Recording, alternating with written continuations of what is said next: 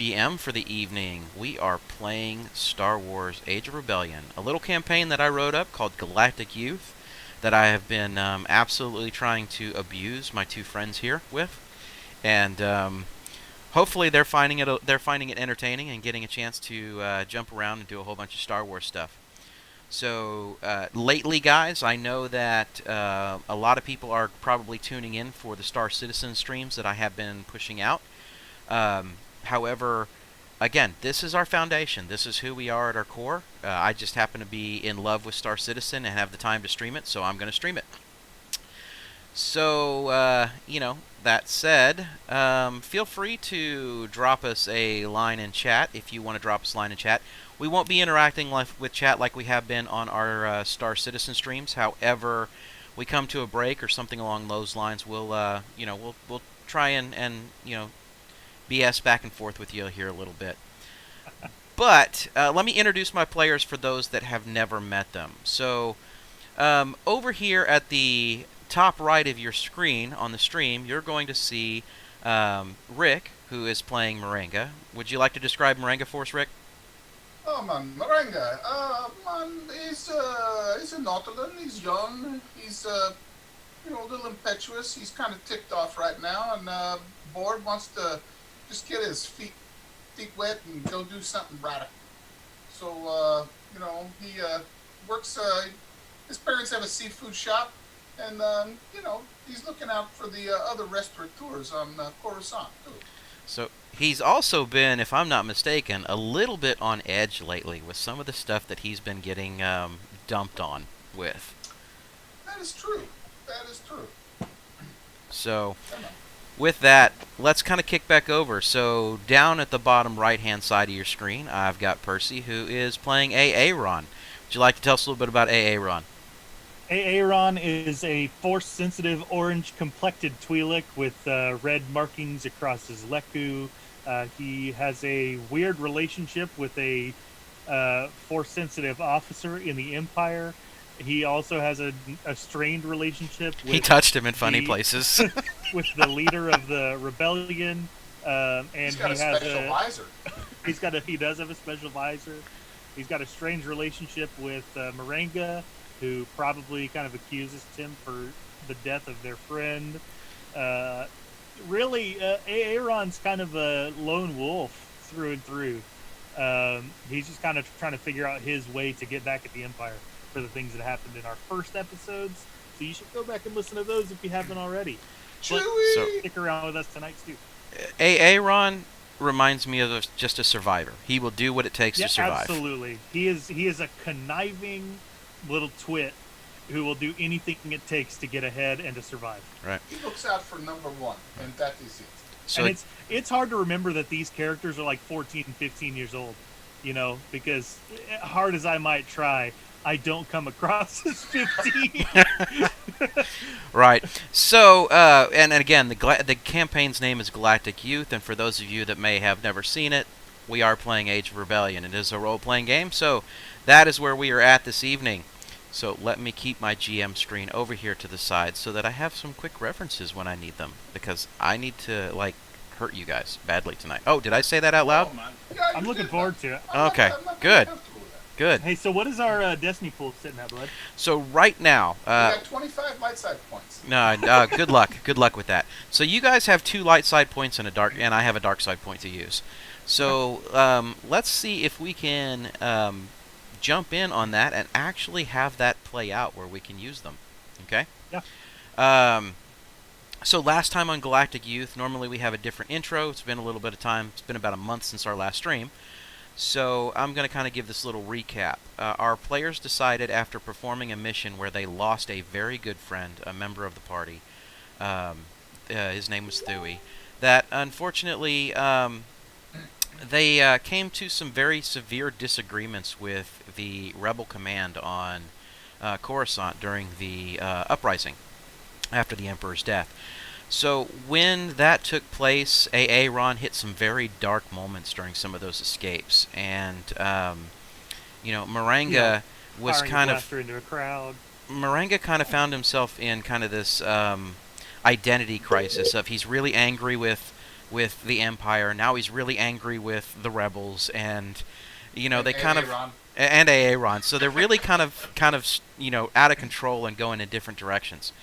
But they finally decided that they would head over to a stash house that was basically a weapons cache and equipment cache that was identified from their last mission where they lost their partner. In order to be able to see what maybe they could do to come up with, because right now pickings are slim on what they can get a hold of.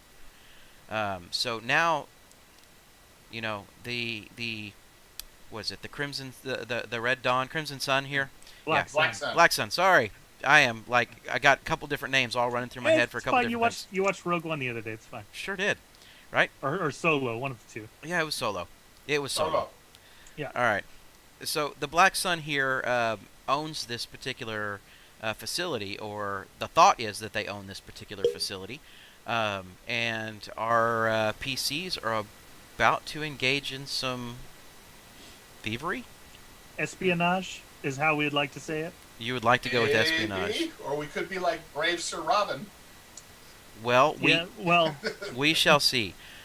But Aaron, I think you found like a crow's nest kind of area where you were at, which is a former vehicle lift. And Marengo, when we left off, you had kind of peered through one of the windows through the back alley, looking across to see these multiple landing points for some of the ships that were coming in. And the very last thing that you saw was motion-activated cameras and motion-activated floodlights. So that's where we're going to pick up. So I'm going to turn it over to you guys to kind of have some discussions, figure out which way you want to go, what kind of approaches you want to take, and then we'll figure out what kind of roles and things we're going to do and how we're going to push through. Much easier said than done on all of those accounts. All of those accounts. It's terrible, right? Did I give you too much of an open world? No, not at all. All right. Not for him. Because I can put stormtroopers at the door if you'd like. No, On our side? Probably not. Probably not. So the first thing that I want to do is I want to spend like a few days. Like I don't want to do anything about the floodlights or the cameras or anything without exploring this facility that we found as thoroughly as we can, because there may be a way to like some sort of sewage line underneath, which would give us an in to the other building. We don't know yet. So the first thing I think Aaron wants to do is spend like 2 or 3 days basically picking this place apart. Okay. And I'm hoping that length of time gives us kind of a boost die or something like that. All right. Like meticulously and silently perceiving everything in this area. All right. Moringa, what are your thoughts? Hey, Aaron. Hey, Aaron. Hey, man, there's motion cameras out there. This place is pretty well. It's got some pretty serious security. Well, it is the Black Sun. I would assume that they had a little bit of security. Yeah, I was hoping we could maybe move around a little bit, but I don't see that, man. I don't see that at all. But Well, the trick to moving around successfully with surveillance of this quality is to not be seen, is it not? and you seem to put it right on the point there, Mom. That is incredible. Wow. Yes. To see without being seen. Come on, that is good. So we must find a way to do this. Perhaps there is some way within this facility that we can get our eyes to other spaces. That would be good. I've still got these cameras we picked up. The little like dot cameras. Do we have any of those left? Yes. How many? I have 3. Okay, cool. That's blends right into the kind of the things that I was thinking of doing. So, excellent. Myself, I'm thinking we set them up, but I don't have. Do you have a data pad? We can link them to? Do I have a data pad? Of course. Of course. But they have calls. Of course. All Yes, right. But I don't want that kind of data pad. What do I look like? Some kind of fool? That's you. Good one. I have a fusion cutter. I'm gonna really lean into that French accent as we go forward. Go for it. Go for it. Um, At least yeah, it's no, entertaining. uh, Merenga, I think it would be wise of us to um, examine our location so we know everything about this place in case we need to escape, or maybe there's a way, underground perhaps. Supposedly, a facility like this would have a restroom, and one would think that they would also have a sewage system. A sewage system. Yeah, yeah, man. That sounds like a stinky We go situation. crawling through a sewage system, and perhaps they have a water main. I could Perhaps. swim through a water main. You could also swim through sheep. I don't wish to. I believe in your abilities. Yeah, I believe in my abilities not to swim through sheep. I think we need to make a daunting, charm check there. So, let's just set up these cameras and start recording what's going on. So let me ask you guys as players, if that's the plan that you're going to go forward, is taking a couple days, setting up cameras, trying to get some more information, and see what your surroundings look like. Approximately how many days would you like to put into taking a look at this? I would say at least 3 to find a good place where the camera wouldn't be spotted by droids, to be as quiet and meticulous as possible. I think it would take quite a while. I'm guessing 2 or 3 full days. So I'm I can thinking put a here. camera up in a minute. Right, and that's yes, fine. but in a way that won't be found. So what I'm thinking here is that we are looking at a series of checks in order to be able to see whether or not we're going to kind of pass this kind of time frame and work through it. Okay. So what I would like to see, and you guys can tell me however you would like to do this, and whoever would like to do this. Obviously, you're going to be making some perception checks in order to be able to look at what is in the facility. So I will say that ultimately each day the perception checks are going to get easier. Okay? Okay. So they're going to start out at hard and work their way backwards. Okay? Now, conversely, the longer you're staying here, your stealth checks to stay hidden start easier and get harder. Because the more you move and the more you're in a fixed location, the more likely you are to get caught. Right. Okay? That's why we have 25 destiny points. Yeah, that's right. 25, aka 2. So, Quantum leap. right. Now, I would also think that, Moringa, now, I would say that we would need to add in a couple of mechanics checks in order to be able to put the cameras up.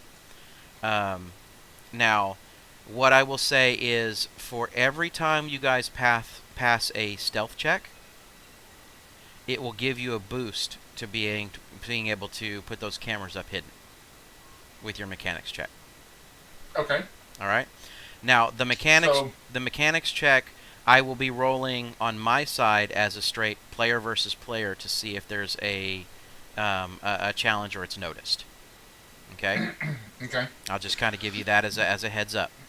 Are there any other skills that you guys are thinking that you would like to put into play here, and tell me how you would like to apply them into the scenario?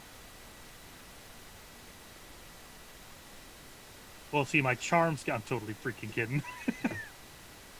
No, I don't think so. I don't think there's anything other than perception and stealth until we know more. Maybe there's a perception check that opens up a new opportunity. I don't know. But from where we're sitting right now, we know so little about the space we're in and the space we're trying to surveil that stealth and perception is kind of all we have. All right. So what? And potentially being able to identify any of these ships, any markings, anything like that, that are coming and going. Okay. So I'll put down, that would be more of like a knowledge check. Okay. I was thinking that too. So I will go ahead and put that down, and that is dependent. Let me see how many ships over that time frame I'm going to say have come in and out. So give me 2 seconds here. That's completely random. All right. All right. So I am going to keep the ship's information segregated and off to the side. But the skills challenge test here, there is approximately 9 checks that are going to be involved. And to make it through this, I'm going to say that you have to pass 5 of them. Okay? Okay. Now, triumphs, obviously, we will make triumphs worthy of whatever information that is related to that particular check, or whether there is a situation that's part of that check. Okay? So, obviously, we have a hard perception check up first. We have a easy stealth check up first. Okay. I should probably do that. Yeah, you've got me beat to heck on agility. I'm so agile. So please let me know how this plays out. Okay, so it's an easy stealth check. The first camera, or not really the camera, but the first day of trying to hide is an easy stealth check. I wound up with 1 success left over on my hard perception check. Any threats? Nope. Anything else? Threats Okay. and advantages all washed. I was not successful, but I had 2 advantages. On your easy stealth check? Yeah, it's amazing too with what the dice I was rolling that I was. I love this game. But I Okay. also hate this game. All right, let's now I have to do my offset there to see if I actually get any successes at this point in time. So bear with me for 2 seconds. Because obviously they're sitting on a hard check, and it's going to get, it's going to kind of go opposite for them. Oh, Rick, you are so lucky. My dice have struck again. We suck again. Oh yes, they suck again.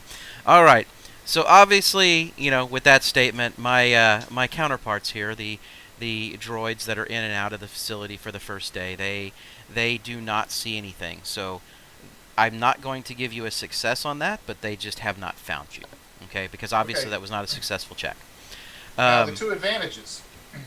2 advantages. Again, if you would like to spend an advantage or your 2 advantages to give you a boost on your placing a camera, we can definitely do that. What about on your next stealth check to make sure that one goes a little better? No, if I can do that, that would probably be even better. Well, you can hold it for whatever you want to hold it for.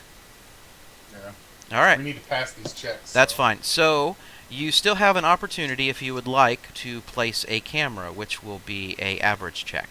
Average mechanics. Average mechanics? Okay, we'll definitely do that. Yeah, you did mark All right. my success for the perception, right? I did, and I'll give you some information here shortly. Okay.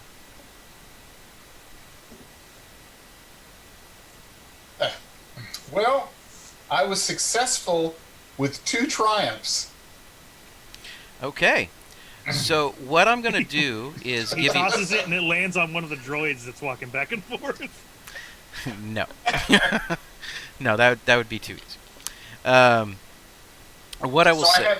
I have 1 success with 2 triumphs. Okay, go ahead. All right. What I'm going to say is that obviously the success is kind of the same window that you're on, and you're kind of peeking out. You're able to kind of slide a webbed hand underneath there and kind of get it to where it looks like it's a rivet. He's a Nautilin. He's got aquatic hands. Do they have webbed hands? Everything's. Yeah, I'm sure we got web fingers. They got some squiddies. They're good. They got little bitty Alright. things right here. They'll be all right. Labradors have webbed feet, so a Nautilin, I would think so.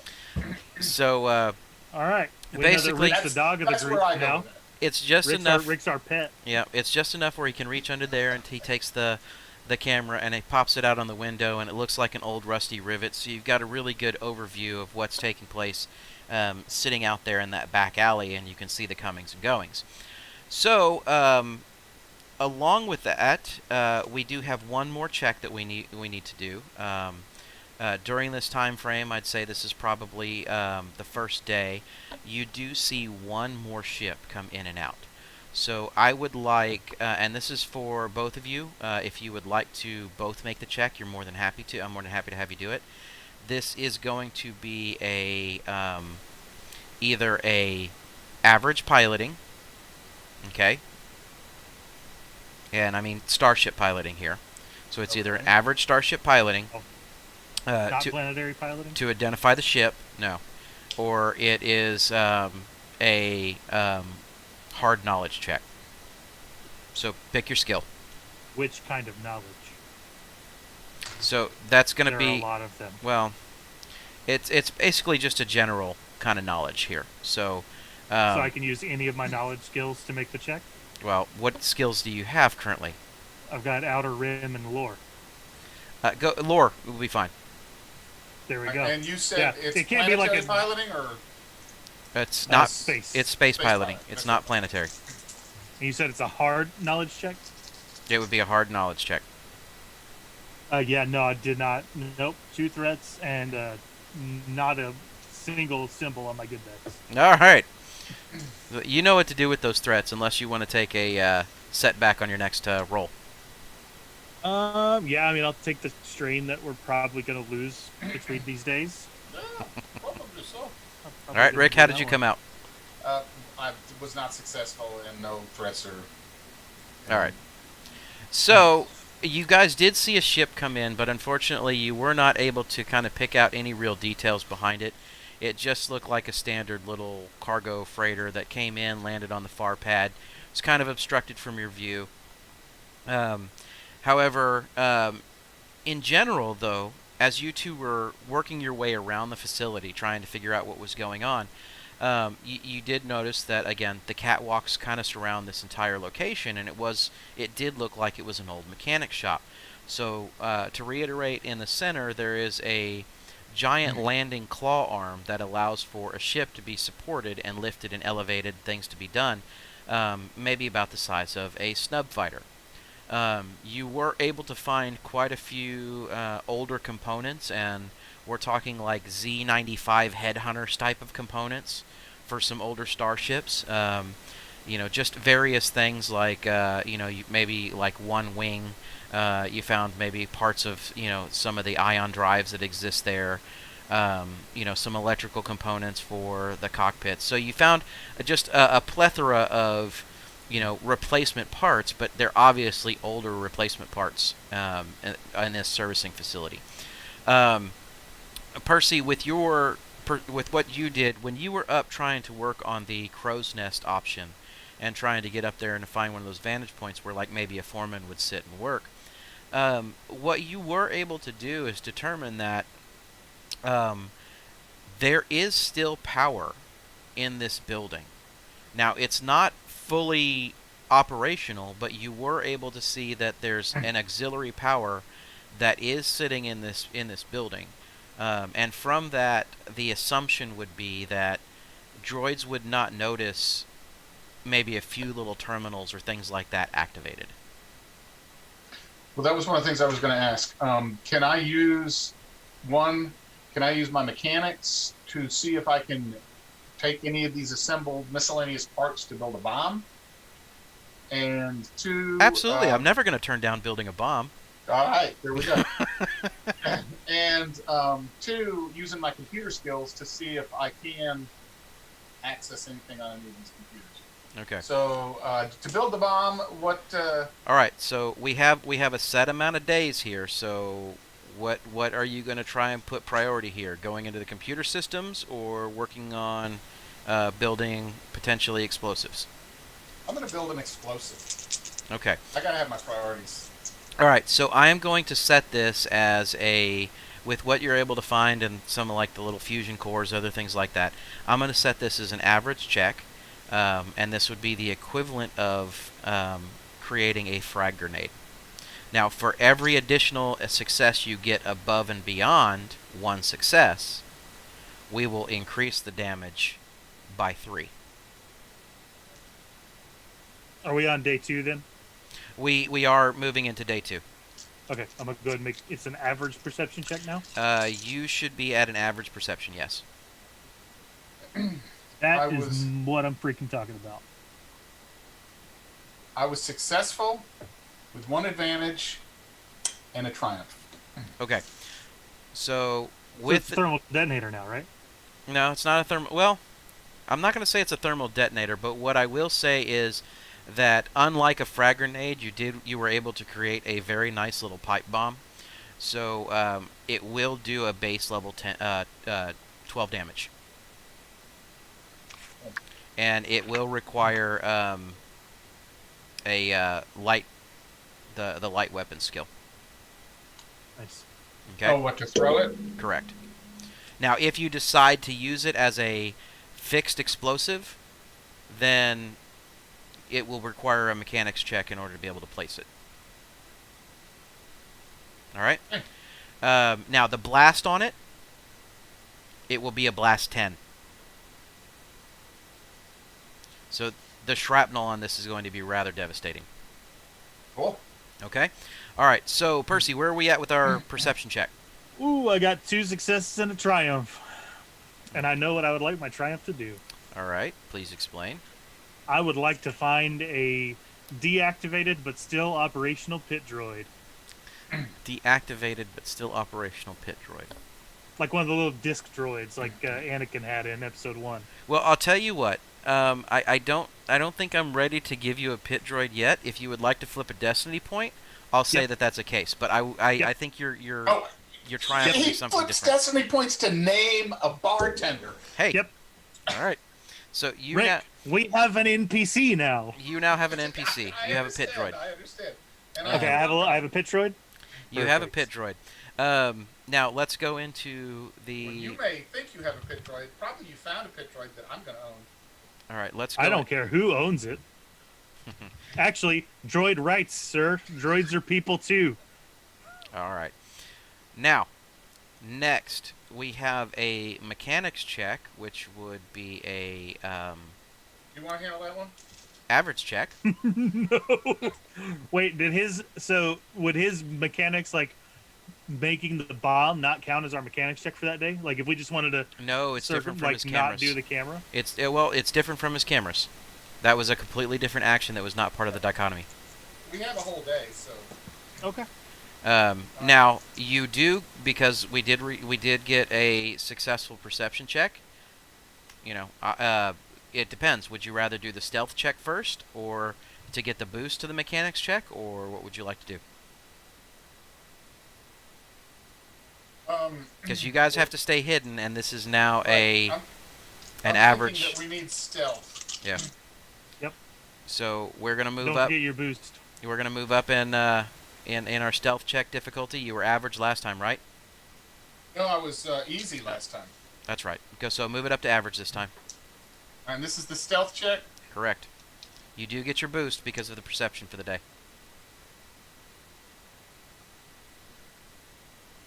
So then I still have my boost die, too. Yep. That I haven't used yet. Let's make good use of this stuff. Yeah, I'm just going to save that. I should be able to pass this stealth, of course. Let's see.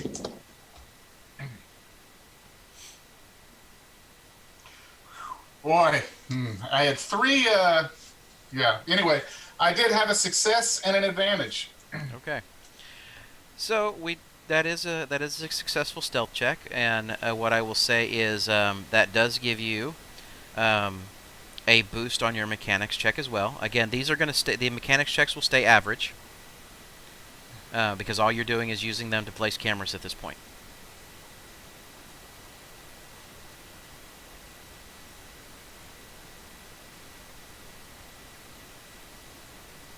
And Percy, if you would like to roll up a lore check next, you can do that as well. Hard. Okay. I had 3 successes, an advantage, and another triumph. Rick, seriously, dude. I rolled a threat. Okay. All right, so Percy, 2 more ships come in and out, and you are unable to identify them. Rick, go ahead and prep up either an average piloting check or starship piloting or a hard knowledge. As far as the mechanics check goes, what you were doing, you were able to go ahead and place that second camera, and this time you were able to place it with a little bit better vantage point. Like you had maybe snuck out on the roof a little bit and were able to get right above one of the motion activated cameras and have it placed directly on what the camera would see, kind of routine, without setting off the camera. How did your knowledge check turn out? or success to threat. Okay. So your 2 threat are going to come in the form of strain, and the reason why that's happening is that 2 ships came in today. One ship came in with an escort this time, something you have not seen. So it looked like a pair of cloud cars were flanking a small Gitrock freighter, and it was very similar to the Gitrock freighter that you guys saw initially a few days earlier in your approach that you were trying to follow off to the east. Okay. What do Um, okay, well, we see that. Do I make out anything as to there are no who? symbols on those vehicles yet that you can see. Now, as far as your mechanics check is concerned, do we still have um, a triumph to work with? Okay. So what I'm going to say is that you did happen to find enough time to be able to realize that you were able to pull up some general schematics of these buildings that are sitting here.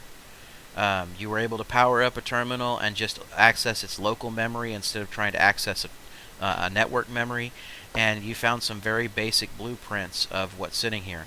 Now, what you did not find in those blueprints are like subterranean type of potential points like sewers or things like that. You just see where those connections are, but you don't have anything that shows you like where they run, what they do, because you would have to connect into a different network to get that information beyond just the buildings, the topside building.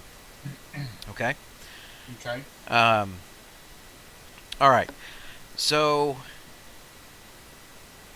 the second ship that comes in for the day, you do notice a symbol on it, and it does have a symbol that looks like 2 wings coming off of it. So, and it's very roughed up, right? And this ship is just a basic little YT 1000. It's really, really old. It looks like it's seen some better days, but the symbol has like a spire in the middle of it and 2 wings coming off the side. And you guys have seen this symbol before. That symbol is reminiscent of some of the older rebel cells. Oh. Okay?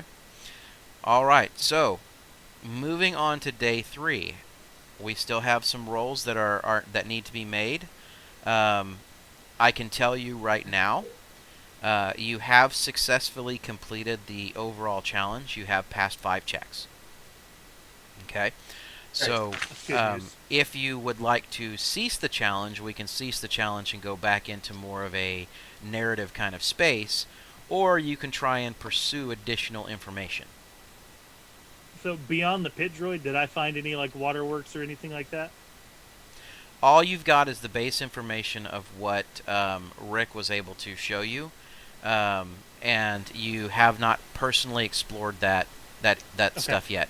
Then I need to look for that. Because a lot of those points are where you would have like fluid draining stations for taking out hyperfuel and things along those like that things like that, or oils or grease, stuff like that. But you haven't found any quote unquote plumbing yet. Yeah. So I need to look for something like that. Something that can get us underground and into that other facility. Okay. You just want to crawl in some poop. Not only you to crawl in some poop. No, you can use your force to your magic stuff to keep me Yeah. from having to be in the poop. I will use the force. I Oh my god, promise you. I would not trust you. I promise you, I will use the force to keep you clean. Yeah, right. Yeah. Okay. I'm more inclined to believe you're going to be flinging it at him. All right. So we have day 3 here. Again, it's up to you guys if you want to continue to pursue the challenge. Gotta. There's going to be there's obviously some more risk involved because of the stealth check here. Uh-huh. So I still don't have any actionable information yet. So. all right. So your keep perception check. Now, can we do a computer's check to see if we can pick anything better up as far as on the... Would you like to do that instead of a mechanics check? I'm thinking so. Okay. We got 2 cameras up. And I don't want to get rid of every one of our cameras, so I'm not sure I want to place the third camera because that's my last camera. Got 2 success on that one. Okay. All right, so let's start with the perception because that may dictate a few things that go on. All right. Okay. Aaron, you are successful in locating a couple of these different points, and the first few kind of frustrate you a little bit because they look like they just drop down underground, maybe about 5 or 10 meters, and they go into a holding tank. And from the best of what you can tell, they still have some of these old fluids that are sitting in there that are still there. Now, you can't necessarily tell the potency of some of that because some of the fuels and things like that obviously have aged, and you didn't have any smells or anything that when you first came into the building that would have alerted you to the fact that maybe there was some spare fuel. You did find a couple of in one of the little storage rooms. You were able to locate a couple of barrels of some miscellaneous items. It looks some of them have some what looks like flammable symbols on them. Others have corrosive on them. Some just have just the symbols that just show you that it's just a base. It's not either acidic or anything else like that. So very like a powder kind of storage container. Did you find some more bomb making material? Now Some of fuel. Yeah. Yes. now Let's blow something up. what you were able to come across, though, however, is at the very northwest corner of this facility, there appears to be a an access port or port itself. So it's a little grate that's built into the wall, but it's built in at a 45-degree angle, like it's heading down underneath the ground. It is a very heavy grate, and you haven't been able to make it past it. But you can see down there, and you've kind of flashed a light in and out just a little bit to kind of pick up some details, and it does appear to have the shaping of some kind of metallic shaft that sits there, and from the direction it's pointed, it looks like it's going towards the main front building itself, the very front corner of that front building. It did mention I have a fusion cutter. Uh-huh. We can get through this grate, All right. So you have a couple of choices here, Rick. Or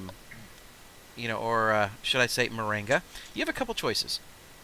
Obviously, we have a stealth check for the third day, and we do need to roll that up. That is going to be a hard check. You do have a destiny point that you can use if you would like. I'm thinking yes. I don't know if you should. No, I'm kidding.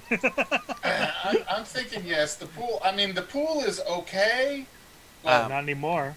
I am flipping it back on you to upgrade to a run red die. Oh, good. I know, right? Good. We didn't have any risk of despair this whole time. I know, and he's been rolling nothing but triumphs. Well, I just rolled 3. Triumphs? No, just 3 dice. Uh-huh. All right. I did roll a triumph, though. And... Good lord. Now, Rick, you are using Star Wars dice and not like... I am. There's no cameras on these dice. Whoa. So I have 2 success with a triumph. 2 success with the And triumph. part of my stealth is cutting that grate with my fusion cutter. No, it's not. Oh. I'm thinking that's what my triumph is. My man got 2 successes and a triumph on a hard check, but when it was a 1-die easy check... And with Right. 2 triumphs... Nothing. Okay. Yeah, you're right. So, basically, you are able to, you kind of recognize at a couple different points where some of these droids are out and about, coming back and forth to the closest pad to you. You do recognize that at several times some security droids that are there do happen to stop, and they start, in general, scanning the area, and they're scanning more towards y'all's direction, and you're able to kind of, flag down Aaron and get him to stop moving completely, and you guys kind of go deathly silent during this time frame. And it takes a couple of minutes of like holding your breath, and finally, the droids kind of move on, and that happens a few times periodically throughout the day. Um, what I will say though is that one thing, and I know this isn't a perception kind of check, but because it's part of the stealth of where you placed one of your cameras, your triumph is going to be that you recognize that the vantage point of your camera that you put on their motion activated camera, it's changed.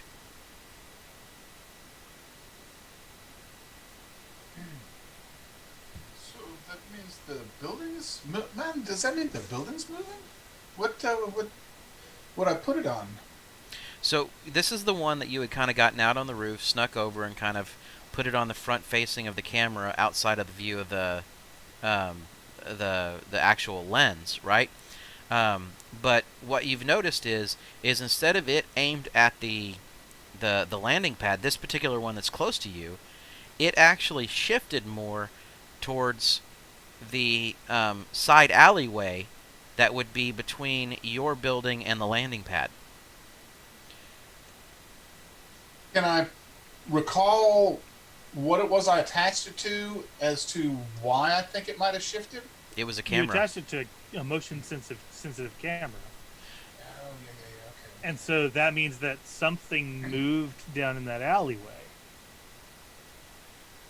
To make it move, to make to it make it focus look on that way. Well, Yeah. they're motion activated cameras, but your Triumph is basically telling you that the cameras themselves rotate and move. Okay. Okay? That's So kind that of where narratively I was trying to get to, is that the camera, now, it does appear to be, when you first had it on there, it looked like it was a fixed position. And then all of a sudden now, this particular camera has shifted to a different vantage point. Hmm. So you can now ascertain that these cameras are able to be moved.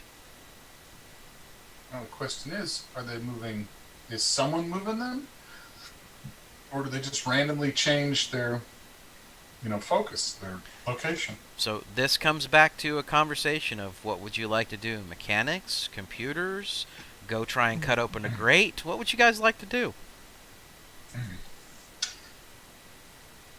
I'll let you discuss. This is narrative time frame here.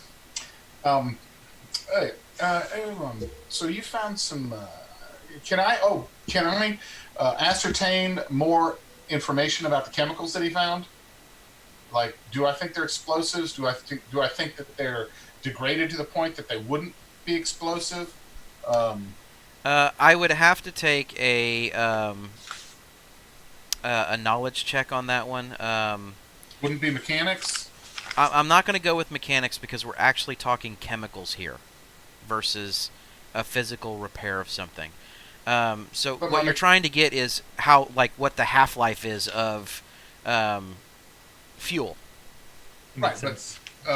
but a technician, for instance, because I am a saboteur, so demolitions is my forte, and mechanics is what I use for demolitions. Okay, So so that would give me an understanding of in context the of that, concept of chemicals. in context of that, I think I can be swaying to say yes. You can go ahead and make that as a mechanics check.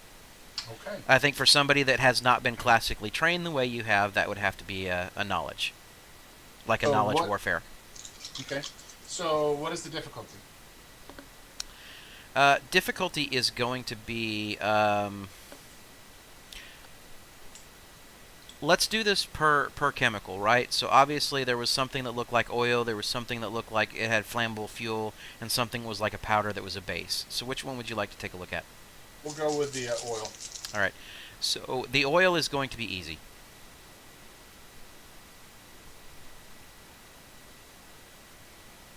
You're gonna hate me. Let me guess. More triumphs.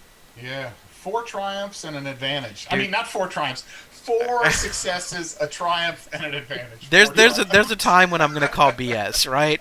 I understand. Because if I rolled 4 triumphs, you would see me jumping up and down on the screen, screaming and hollering. It's all good. I have to start Anyway, go ahead. No, you don't need to show me your dice, dude. I trust you. I know, I know you do. I'm not gonna, beat you up on that one.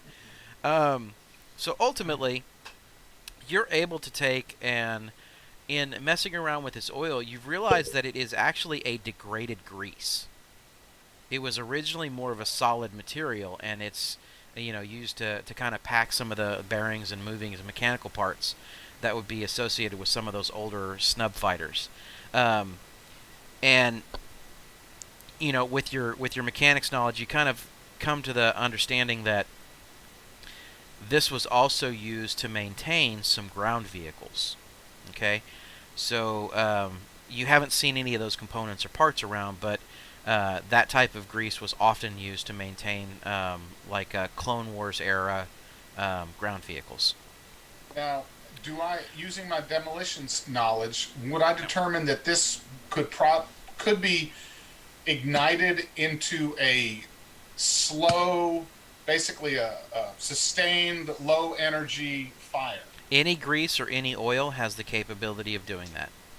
Okay. Okay. And this in particular, because that's what I'm looking for, is something that when I'm Now, if you'll let me finish real quick, Go ahead, because you go did ahead. have a triumph, and I am going to tell you that the powder that you found is actually just more of an absorbent material.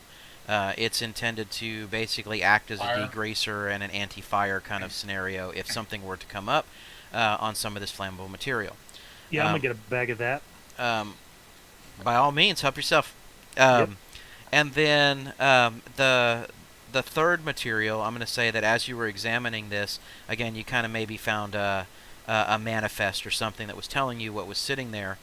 Um, it was a low-grade fuel, and it has degraded to a point in which it is no longer flammable. It's almost like the fuel and the additives have kind of separated within the drums, and a lot of the combustible materials there, after about a 2 to 3 year period or cycle period, the fuel, this would have degraded at this point, so it would not Okay. be flammable or explosive. So this flammable grease, though, I'm wondering if I'm thinking maybe we could make some. Is it sticky? I'm thinking of a sticky bomb. You know what I'm talking about? Yep, I know exactly what you're talking about. Um, so the oil itself, but like I said, the grease is turned into an oil, right? It's degraded Right. enough that it's become liquid. So it's not going to maintain the characteristics of what you're looking for from a sticky bomb. You do have to have a solid grease to be able to do that. Okay, that makes sense. Okay, and this is in a barrel, though, right? That Or is is this in a correct. vat? This is in a barrel. These are in, Okay. in like these 50-gallon drum barrels. Okay. Um. So yeah. So yeah. Do we want to go down the grate and do? Thinking we need to rig some of this stuff up so that if we need a distraction, can I rig up a remote, any kind of remote detonator from any of the materials that I'm finding? And I don't think I have a remote detonator. I You don't think you do. you do not. No. Now you can try and scavenge what you can, but again, this may take you a full day in order to be able to do that. And if we click over a full day, we are at a new series of checks. Which would be Daunting. daunting. Yeah, I don't think we need to go there. No, I do not think that it would be wise to um, do damage to our only safe haven. But I do think we should go through the grate and see where it could possibly lead into the building next door. In that case, can I get Flame this? on! I know, but can I get this grate open without using the fusion cutter to cut through it?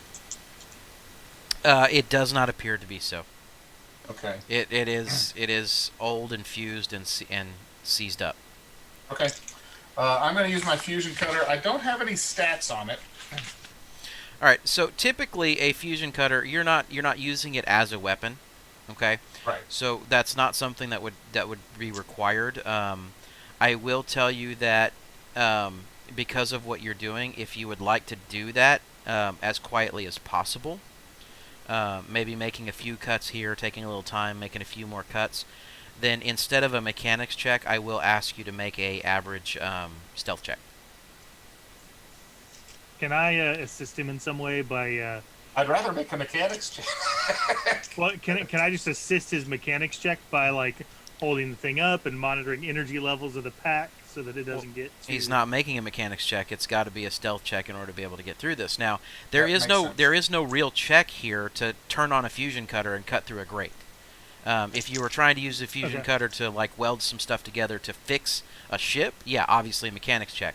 But if you're just cutting through a solid piece of metal, no. That's just turning we it just on. have Yeah, to yeah. do Yeah, it to where no one sees. correct. But I can assist him by like holding the thing up and watching the energy level on the fusion cutter. Well, I for mean, him and you stuff could be that. like Or- you could be like what with the standard Well, it's- welder, where you're standing in the way to keep light from shining other places, and I'll Right. say that That's what I'm thinking. that would is equate your a stealth boost. could find some materials to build some sort of screen to where the light Yeah. is not visible. Point being, I'm going to assist, and if a Twi'lek assists you, you get 2 boosts. I, All right, so I Oh, Take the 2 man. boosts. a Twi'lek assist. A Twi'lek assist. Yeah, too bad that. Yeah, no, it's too bad that so you're getting special power you you're escaped granting this 2 shield. boosts, right? Yes. Okay. And what is the difficulty? This is just going to be an average difficulty. This is not hard for you. Tell me what your total successes or failure count is.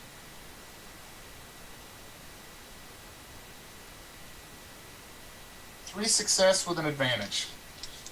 Okay. All right. So, you guys are going through this, and obviously you're cutting out small pieces and small chunks, taking a little bit of extra time and being careful instead of really trying to just cut through the grate. You're kind of doing it more like a surgical kind of technique, right?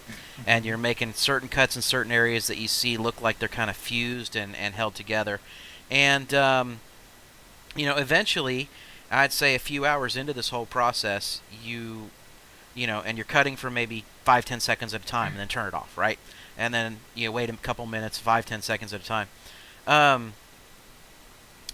You end up eventually cutting through the hinges that are on the sides, and you're able to remove this whole grate, okay? That's great. And That's pull it just off to the great. side.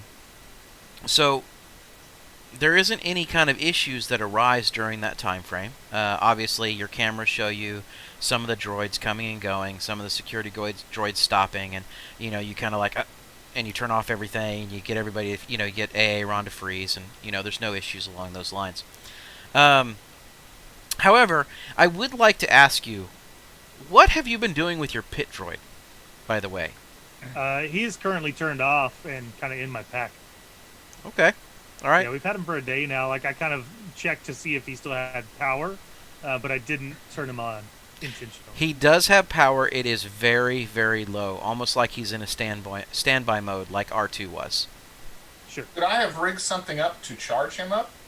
We don't want to do that yet. You don't. You would have not have had time to be able to pull that off with Fair everything enough. else. And we don't know, like you said before, like, we don't know the loyalty level of a droid like this. It may be a Black Sun droid that we can get maybe information out of, but at the very least, like, we don't want to start some unpredictable mess right now.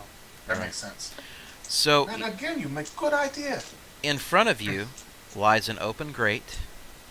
Security cameras are posted off, and you're seeing the droids come to and from, and a small cargo ship, and it's a make and a model that you have not seen before, lands at the pad that's closest to you guys. It's obviously a cargo ship because it has this modular design to it that is just squared off bulk sections. It doesn't look like it has hyperdrive capabilities. This does look like it's a atmospheric cargo ship. But again, with everything that you're trying to do, you're not actively trying to study what you're seeing there. But on your screen that you're kind of monitoring through your pad, those cameras, you do see a symbol of the Black Sun. And that ship is actively landed on a pad right next to the facility that you're in. And that is where we're going to call it. We're going to go ahead and take a break. We'll come back in a few minutes, guys. So those of you that may be on the stream or watching this a little bit later on, just fast forward a few minutes and you'll be able to pick back up right where we launch back into the game. So with that, keep on adventuring, guys.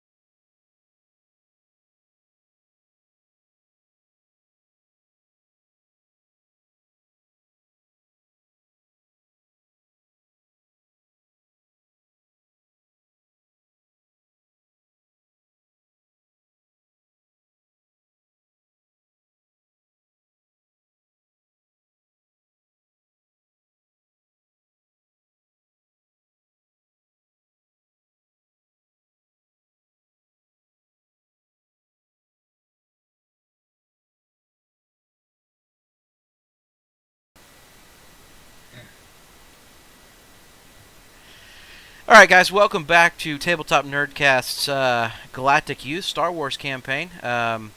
Again, we're not splicing these or cutting these episodes down, so I'm not going to go through an entire new intro. But for those of you that may be new or may be watching, this is our live tabletop role-playing game of Star Wars Age of Rebellion. So we have Percy, who is playing Aaron, and we have Rick, who is playing Moringa. And let's see, our normal way that we kind of reintroduce the game again is we give my players an opportunity to say something that happened in a one-liner from their last session. So with that, I'm going to turn it over to Percy. I got a pit droid. Yes, I do. I got a pit droid. How about you? And Mr. Rick. I'm ready to go make some boom. All right. So Moringa, go boom boom. Boom. what we Black Sun, let's go boom. what my players are referring to, if you weren't here for the first half of the session, and you can watch this on YouTube under our live videos. They do stay recorded on YouTube, so you can check them out there. Actually, if you're here at this point, you probably already saw it.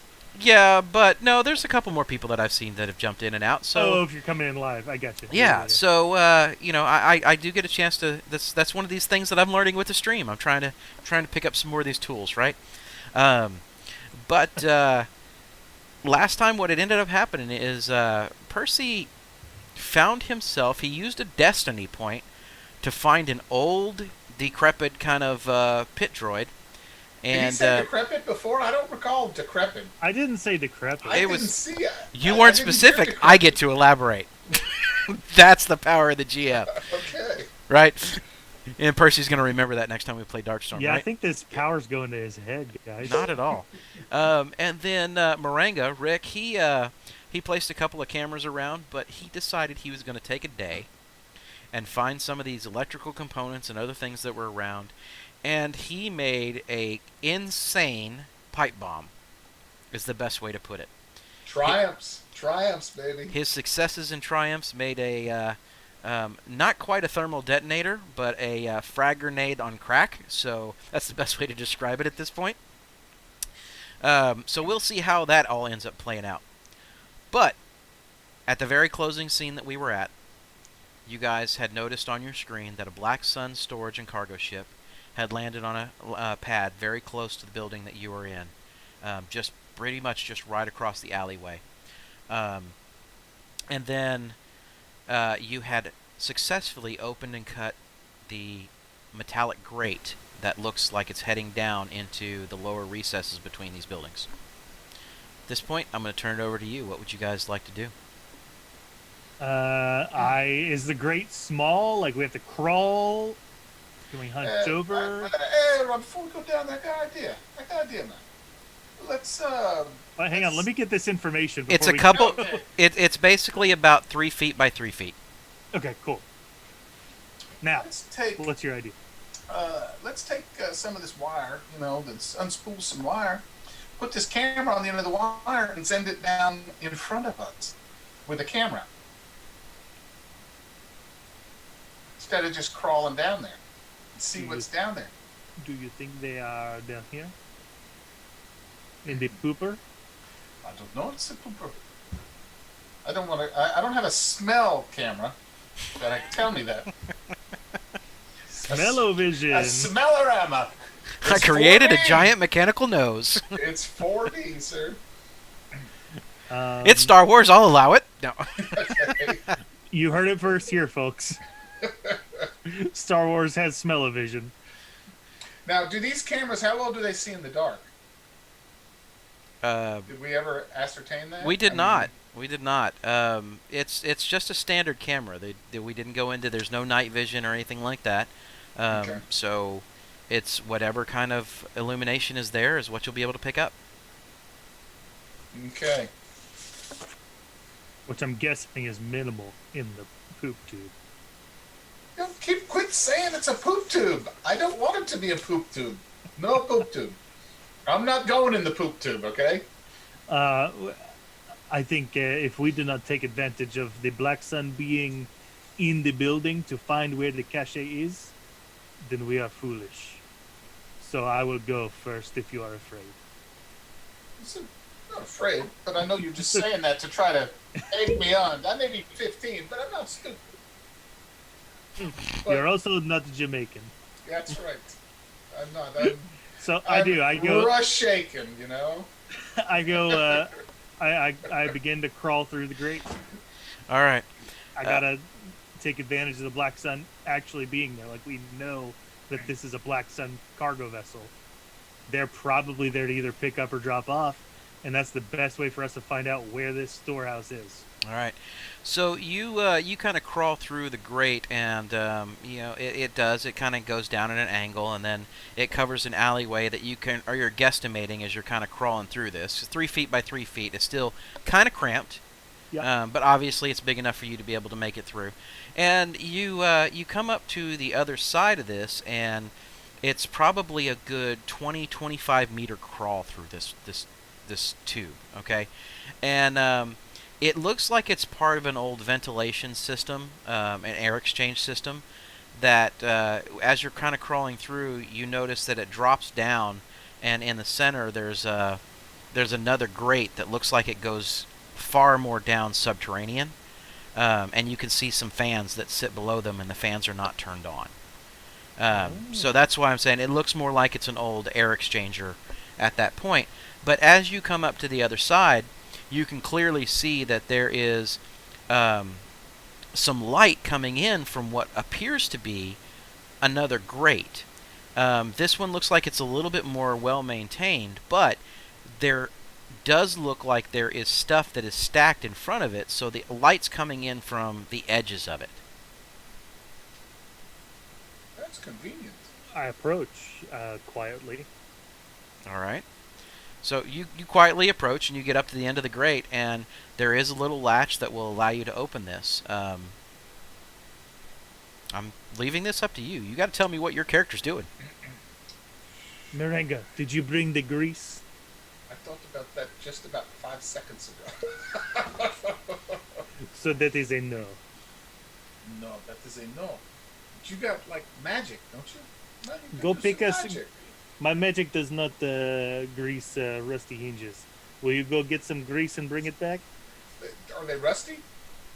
I don't know. Or do you want to risk it? Yeah, but do I want to crawl backwards 30 meters? Do you want to be attacked by Black Sun when we open it? Not really.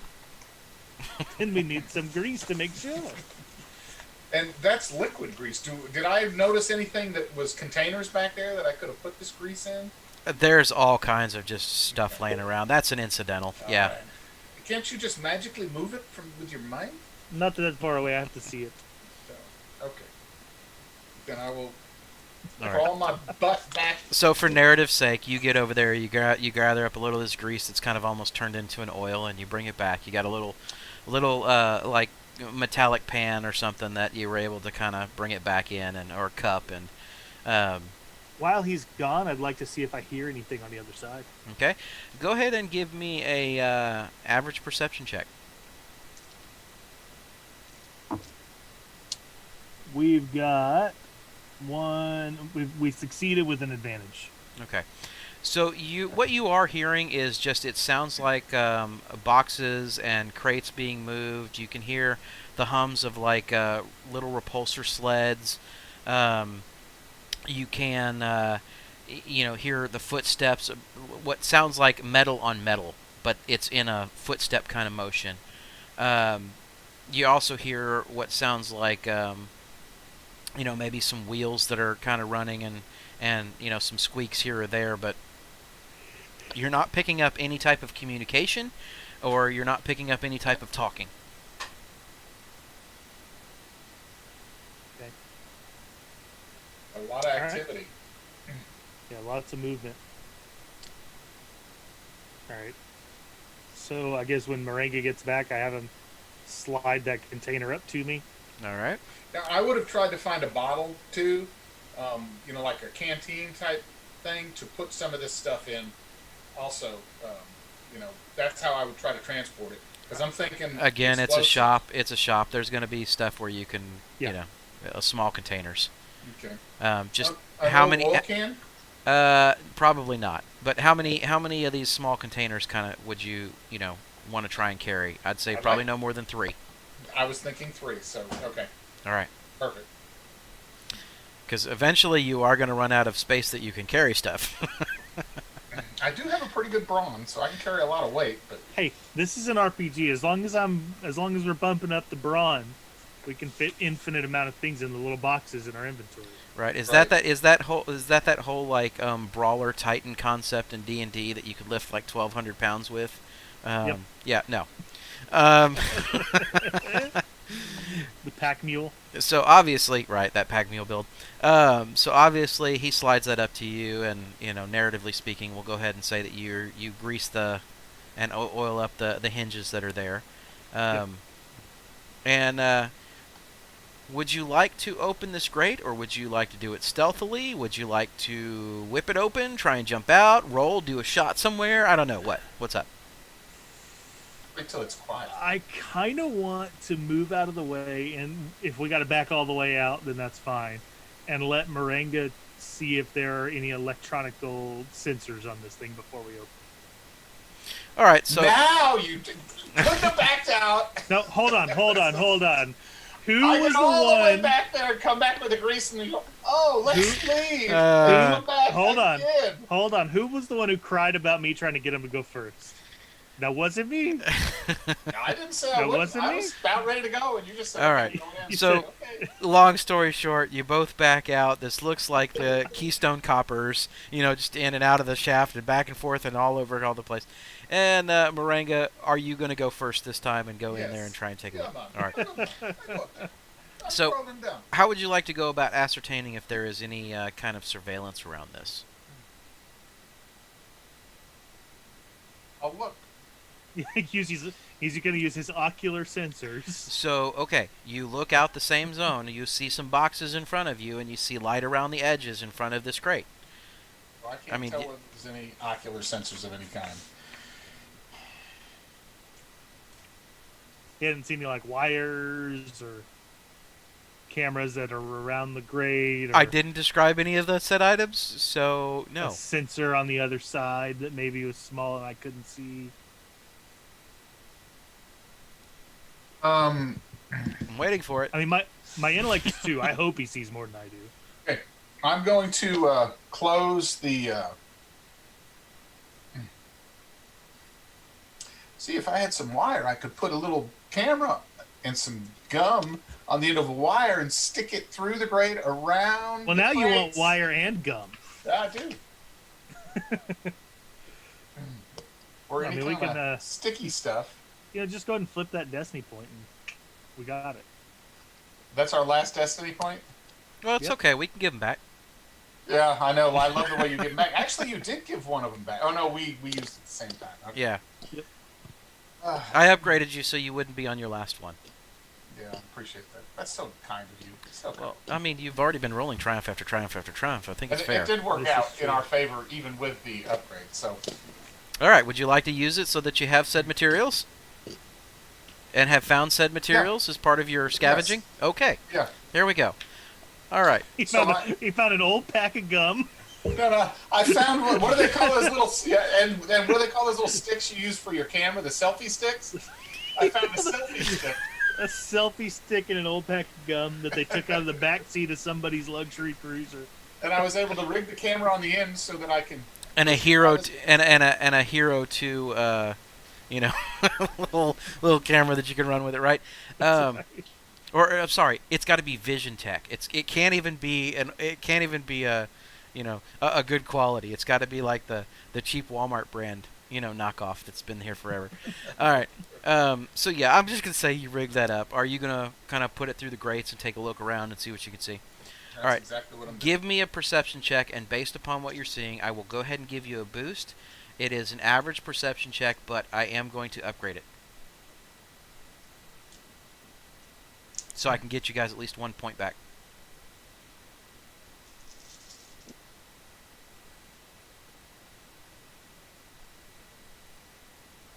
Hey, one success. No triumph? No. Not this time. All right. At least I got a success. So you're able to take this camera, and as you kind of push it out of the grate just a little bit, you kind of just nick the box in front of you. So there's maybe about you know 6 inches maximum between you and the grate itself, and the container in front of you, or the boxes in front of you. But as you do so, and you kind of rotate the camera around, you don't see anything from a mechanical perspective or an electrical perspective that is around this. Obviously, you do see some light coming from around the sides of these boxes and stuff, but you're able to see that the boxes themselves are only this. It looks like one box, and it's only about 4 feet by 4 feet. That's a big box. Well, in the world of It's Star not Wars, huge. when you're talking about crates, it's not super Good huge, point. right? Good point. It's really enough to kind of obstruct this particular grate. Okay. Um, But it's only 6 inches, so I'm gonna have to move this box in order to open this crate. that's correct, or you're gonna have to move it while you do it. Magic Man, can you move this box? I can.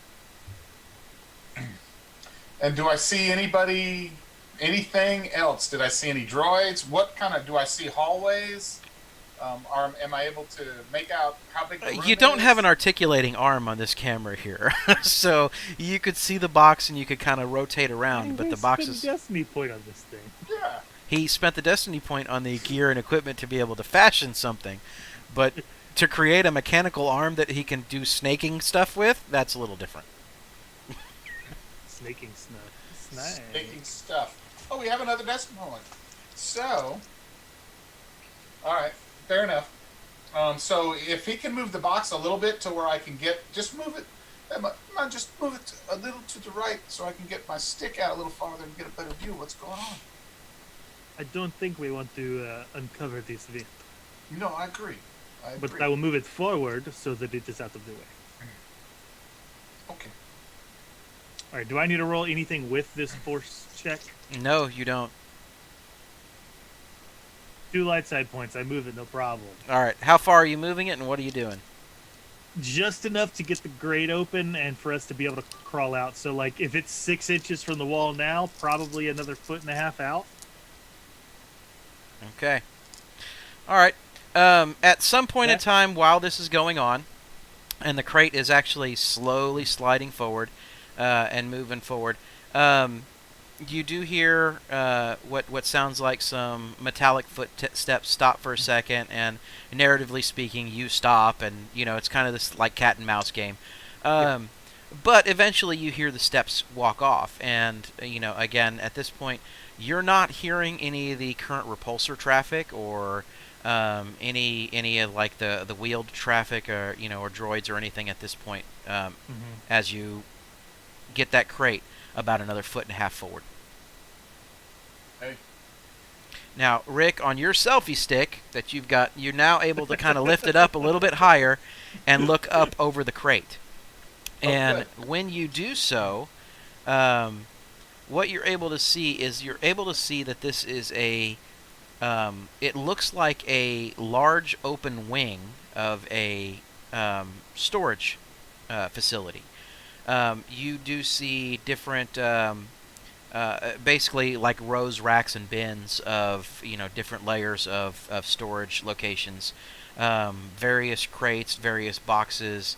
You do see some mechanical equipment. I mean, you basically see a ton of various different stuff that is sitting here, and you can see that in the middle of it, obviously, looks like an area for a repulsor lift or a kind of like a repulsor forklift to be able to move and relocate larger and smaller items throughout this part of the warehouse.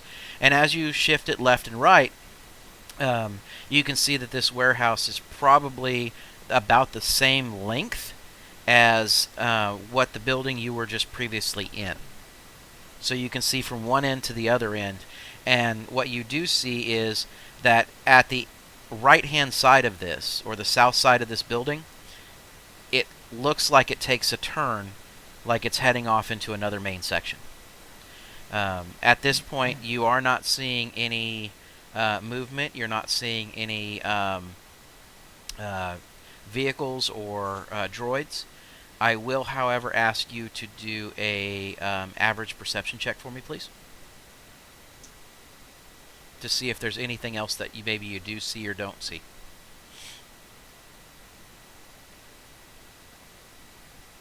Two threat. 2 threat. All right. So I'm just going to say hold on to that. That's going to be a setback for your next roll. Okay? I'm not going to make you strain out here just doing observation stuff, but because I've already described that you pretty much don't see anything like that.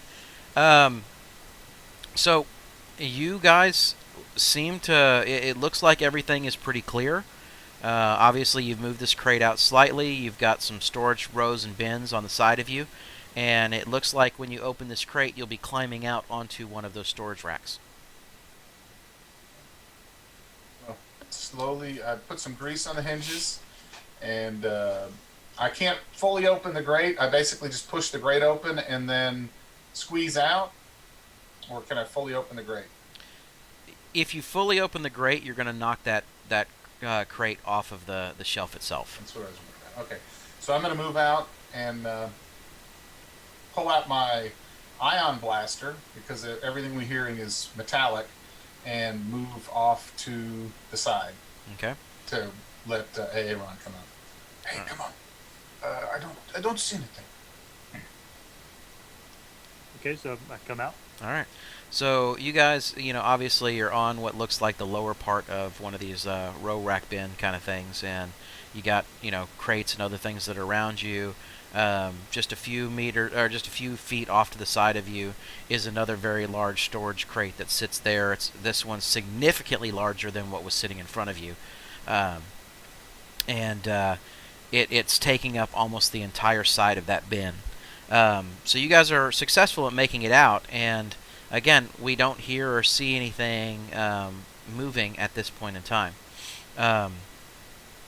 Now, Moringa, one of the things that I will tell you, though, is that your cameras are still operating into your data pad, and periodically checking back and forth. You've kind of kept an eye on the fact that this ship is still sitting there, but what you're seeing is that the camera that was looking down the alleyway has now shifted back over to its focus on the pad, and what you're seeing on the pad is you're seeing some repulsor sleds that are filled with cargo, and they're being loaded up onto the ship itself.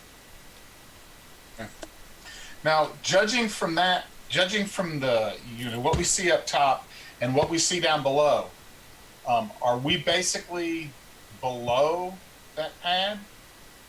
No, you're on the same. You would be on what you would think would be the same level or altitude as that pad. That pad is sitting in one of those open alleyway areas where it's in between these buildings, so it's at ground level. And where you were at coming out into this building is still what you would feel or believe to be ground level. Okay, and we're to the left of that pad, and the opening is to the right? Yes. So we saw? So let me explain, just for orientation's sake, I'm going to use directional, right? So right. You guys right now are located north of that pad. Okay? Okay. The pad is fully south of the building from where you're located at, but you went from at the north. You went from the north east corner of the building and moved east into the next building, which is now what you would orientate yourself to be as saying the northwest corner of what your new building is. Okay, and the new building is north. No, the old building was north of that pad, and the new building is basically southwest of that other building, or southeast of that other building. No. The original building you were in, if you want to lay this out. So I'm drawing it out. All right. You have a long building that is sitting, just have it sitting somewhere on your page, right? So you have a long, narrow building. And that was the original building we were in. Yep. You went from the upper right-hand corner of that building directly over to the east, and you went into the upper left-hand side of the next building. Got you. Okay. The landing pad is just directly south of the original building. So it's it would still be south okay. of you. Okay. So it is a little bit. It's a little bit southwest, basically. A landing pad's rather large, so you're actually going to be. It's still considered south of you. Okay. Do I see any computer terminals or anything like that that would have video access anywhere nearby? Not from what you're seeing. This just looks like it is just straight bins of cargo and storage. Okay. Or how They're are the bins markings. sealed? Say again? How are the bins sealed? They are all just crated. So at this point, some are crated in what looks like Durasteel. Some are crated in some what looks like a plastic material. A lot of them do have locks, and a lot of them have electronic locks that are sitting on them. And then you have some more basic stuff that just looks like it's cardboard boxes that could be filled with stuff. Are there markings on any of these crates? Just numbers. And please don't make me come up with a number scheme. Are they letters and numbers, or? It's just numbers. Is there an access port that we could maybe plug a data pad into to get access to the security camera feed? Not that you're seeing from your current vantage point. Okay, I move to a different vantage point. Okay. Where would you like to go? Where is there? This So is a room full of if boxes. you have this What do we room, so if you're watching, you have this room that's like this. You came out in this upper corner, and there are just rows and bins and racks of shelving that come across like the outside, right? So you guys Right. came in up here at this corner, okay? So the only thing that you see is just rows of material, and then a Was center there like a place that doorway or looks like anything? it comes down and around to the left. The doorway, it was in the. If it was to the right when we came in, the doorway is in the southwest corner, heading towards the pad, basically. Opposite direction. Think of the building making a giant U in the other direction from your original one. Okay. All right. Do I see let any me, let me- cameras in this room? You have not. No. Okay. Okay. Not seeing it there. All right. So we got the kitty. All right. Yes, Kitty's making a. I have my map sitting over on a Okay, secondary PC, so I can't actually bring it up over onto the stream to kind of give you an orientation. But you have a building that's like this, and then you have another building that comes in a U shape like this. And you guys are currently in that top corner of that building that makes the U. You would have seen that U-shaped building as the front building Yeah. from air. Right. But it just looks like the whole building is cargo storage that goes in that. From what I can see. From your vantage point, From where you what are I can currently see. located at, yes. That's what it appears to be. Okay. I'm picking a crate and I'm going to open it. Yeah. I'm going to examine Yeah, it first to see if let's it's see if got we any can sort get of a crate electronic lock. Okay. And then I'm going to attempt to open it. Would you like to try one of the locked ones, or would you like to try one of the more cardboard-based ones? Or I'll do the cardboard. All right, I'll do the lock. all right. I have a lock breaker. He does. All right. So Aaron, you go over, and you obviously there's stuff everywhere. So as you start to open it up, you're starting to see things like dry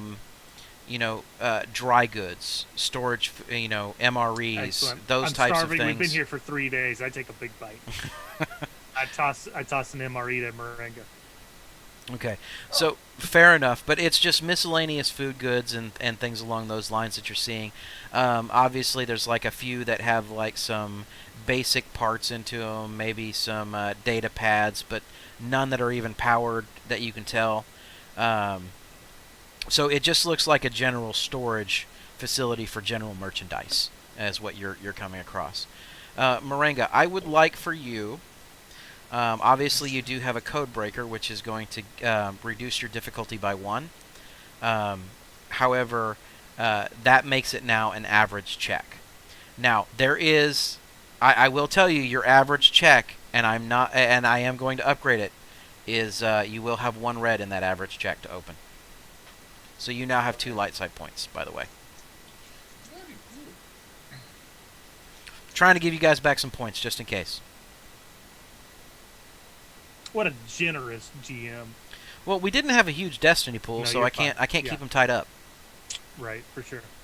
No, I genuinely mean, yeah, like, good on you for spending them. I usually feel bad when I spend destiny points to make players that aren't Rick mad. Well, Rick's still the one rolling. I know. 1 success, 2 advantage. Okay. Nice. So your advantage is that you're able to open this crate, and it's like a cryo store. Okay, so as you open it, it does kind of off gas a little bit, but it doesn't make any real noise as it's doing so. Do I need to use both advantage for that, or can I use 1 to reduce strain? You can go ahead and use 1 to reduce strain, but I did want to narratively put it in a position where it wasn't making noise as it was doing so. So what is this cryo? Is it like frozen frogs or popsicles or Yes. I'll let popsicles? you have fun with that. No, Frogsicles. it's just basically different. Labeled hot, spicy. Oh, wait, no, I have it. Can it be frozen seafood that they're withholding from Admiral Snack Bar? It doesn't have to be Admiral Snack Bar, but we can say that because this is frozen. He was just meat, about to give us something fantastic, and now we have because it is frozen. seafood. No, I was actually going to tell you this is frozen. This is a meat side and goods. quest for us. We want to Yes. help Admiral Snack Bar. Right. We can bring a full case of calamari to him. We could Come on, smuggle it man. out of here. Yeah. Yeah. Now you got to get it out of here, right? Hey, as many cryo crates as we can. Let's get them up there. All right. I'm with you, man. I'm with you. So ultimately, yes, it's just We're like saving the snack bar. meat and it's just like frozen meat and things like that, just various different types. So in some cases you may see fish, you may see frogs, you may see bantha. I mean, it could be, and yes, bantha is still a thing, even though it's it could be frozen nerf. I mean, any of those types of things. So I mean, nerf I'm is just the actually cow of Star Wars. I'm actually going to take a good amount of meat that we can take back with us. You're gonna take frozen meat and stick it in your pockets. Man, Why not? Hey, Ron, we I got- don't think you understand how that works. They're not I'm going to gonna- serve this. I'm going to empty out one of the cardboard boxes. And I'm going to fill it with them. Because, hey, if we're going to be... Let us just take the MREs that we don't have to worry about. This frozen stuff is gonna Okay. just go bad. It's gonna stink. Yeah, your ideas. No. They're drying up today. Yeah, you're going to stink. All right. So Alright, I'm gonna check another crate. okay, you guys can check another crate if you would like. Go ahead and give me a hard mechanics check on this one, or sorry, computers check on this. We don't Hard see computers. any cameras, so I'm going to kind of wander up the aisle to that curve a little bit. All right. And try to perceive things. Once you get up to the curve, go ahead and give me a perception check. Again, let's make this an average check. So close to being a triumph. We got 3 success and 1 advantage. Okay. As you start to peer around that corner, and you're kind of still using the crates and the shelving as kind of cover, and kind of looking through and up and across, you do see a camera that is sitting over a huge doorway, and obviously it's a doorway where they would be moving freight in and out of. So you can imagine this is like a shop door where it's got like a blast door that'll open up. Is But it like a pointed security camera, or is it more like one of those mirror cameras that can see all around? it is a pointed security camera, but you do see it that it is panning and scanning back and forth every few seconds. Easy enough for me to subvert. All right, and Moringa, what are we doing here? We had 2 success and 2 advantage. Okay. Again, you're just going to open up another crate, and it's going to be another cold storage type of crate. And one of those advantages, it doesn't make any noise as you do so. You kind of slowly off-gas it because you're expecting it to happen again this time. But it's more of the same. But what you're seeing is that, and this particular one, you when you look down into it, you're seeing that this particular crate was originally sourced out of Corellia. So Eh, the packaging that's surrounding some of the meat that's in there, it has Corellia written on it. do we Um, find any cupcake materials? Not yet. does it look like we could reach that camera from the top shelf if we climbed up? It's a possibility. I'll go with it. I'll say yes. Okay. I motion for Moringa to join me there at the corner, Okay. and I tell him, Moringa, I want you to tap into that camera. I will hold it still for you while you climb up and get into the wiring. Okay. And tap into it to make it do what? So that we can watch what they watch. Watch us, watching them. No, we It just watch them. Sounds like Spaceballs. We gotta comb the desert. So basically, I'm gonna hold the camera in place All right. so that you can go behind the shelf, climb up, and get into the wiring, and put us a way to view it from your data pad. And if I need to give you my data pad in order to make that connection, I will.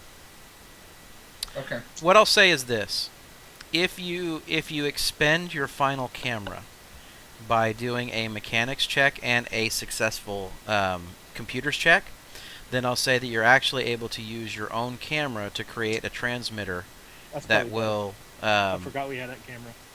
But you have to expend that final camera in order to be able to do it. But you'll be able to What is kind of the final crack it camera? open. You'll be able to It's crack worth it it to get open and eyes on the inside. put it in to where it's like you can see what's feeding through that camera, and it'll feed to your data pad wirelessly. But all that camera is looking at is fish stores. Or Well, this is low Bless tech you. stuff. Thank you. we think that this may be the cache, right? So maybe the crates we've opened are just fish stuff.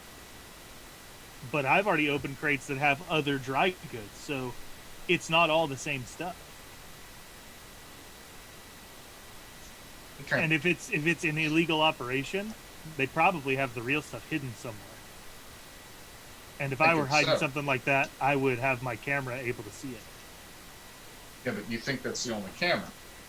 They got motion. Then they got all kinds of motion stuff outside. Well, I don't know, but we can always take the cameras off the other spots outside.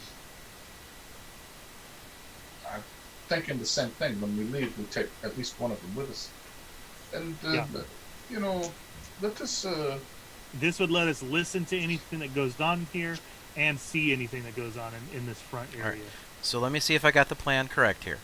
Your plan is you're going to use the force and stop that camera so that Moringa can climb up there, so that he can do a mechanics check to break down his current little micro camera, and then use a computers check in order to be able to splice that camera into the existing security system.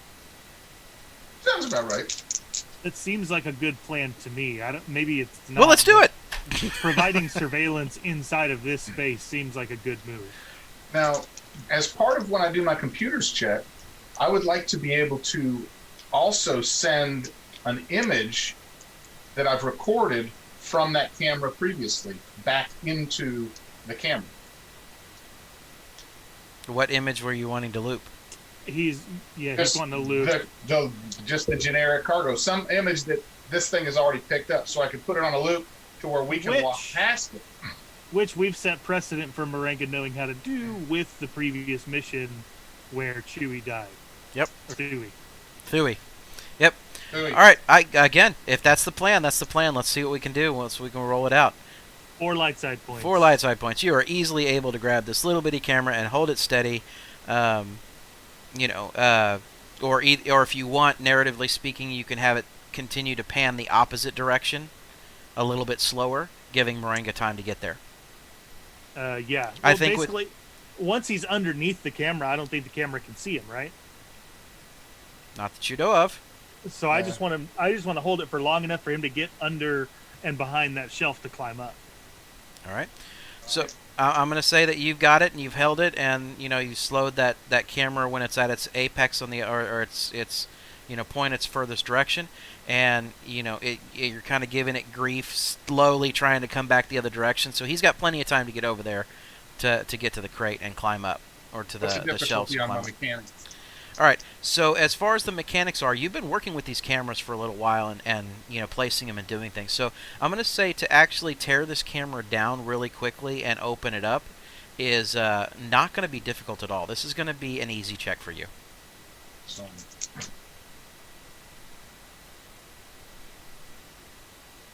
you're gonna love me. 5 success and a triumph. All right. Fair enough.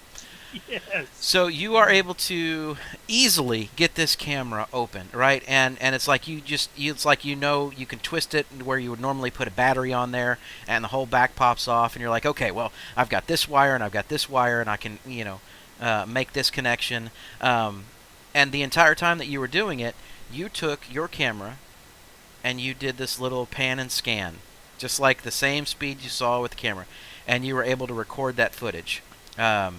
So I'm not even going to make you do a slicing roll at this point, or a computer's check at this point. I'm just going to say that with your triumph, that because you were able to do this so adequately, it was very easy for you to just grab one of the wire feeds that's sitting on the main camera and splice it into your own. Fantastic. Awesome. And you fire this up, and you're looking at your own monitor, and you've got the split screen on your monitor that shows a live feed on one side, and then it shows your looped feed on the other side of what's taking place. So it looks like the camera's spanning back and forth, and there's nothing there. Obviously, Aaron's, kind of down there now, as you motion to him, and he moves forward just slightly, and you can see on the live feed, you can see Aaron, but on the feed that's pushing back through the wiring system, nothing. Man, we do good. Hey man, I think we're good. Let's check the store. Now, so the hallway ends in this door. Is that correct? Yeah, I'm gonna do It's like a U shape. I'm gonna do a real quick picture for you, Rick, so you can see what it is, right?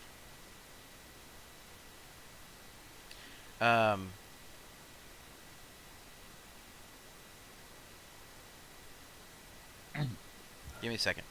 All right. So if you can see here, right? Oh, there we go. This was the original building that you were in, right? On the side. The landing pad was just down south of it, and it kind of comes over in front of this alley. You guys crawled through a space that went underneath this alley and came up here, and you've since have come down and you're messed with the camera that is located in this spot right here. Okay. Now, right here across this section is like a huge warehouse blast door that can open and close. All right? And that's what you've been able to see to this point. We haven't done any other exploration around the other side. Let's go to the other side. Hey man, let's go check out the other side. Yeah, let's walk to the other side and see what we see. So when you guys come to the other side and come around the corner, are you going to fully go around the corner, or are you just going to kind of stop and peek? Or Cautiously. Okay. I just want to make sure. So as you guys are doing so, you kind of look around the corner. Go ahead and give me both of you, a average perception check.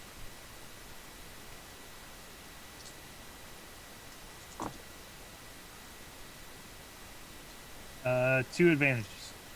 Okay. 2 success, 1 advantage. Percy, you can feel free to heal any strain that you may possibly have at this point. Okay. Rick, what Moringa sees is you do see that the racks still continue to go down and around, but you see that on the far wall that is sitting approximately, and I'm trying to do this on camera, so it's backwards to me. So back here on this far wall in this corner, there does appear to be like a little small office area as well. And there are some doors that are on, this bottom side of it, and on the actual side of it. This would be much easier if I had my map on this PC. Yes. Let us be careful. There could be some people down there. Let's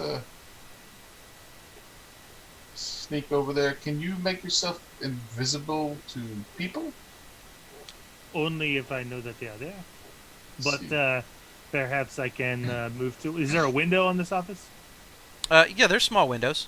Yep. Okay, so I'm gonna casually walk that direction, and if I see anybody moving on the inside, I'm gonna hit misdirect.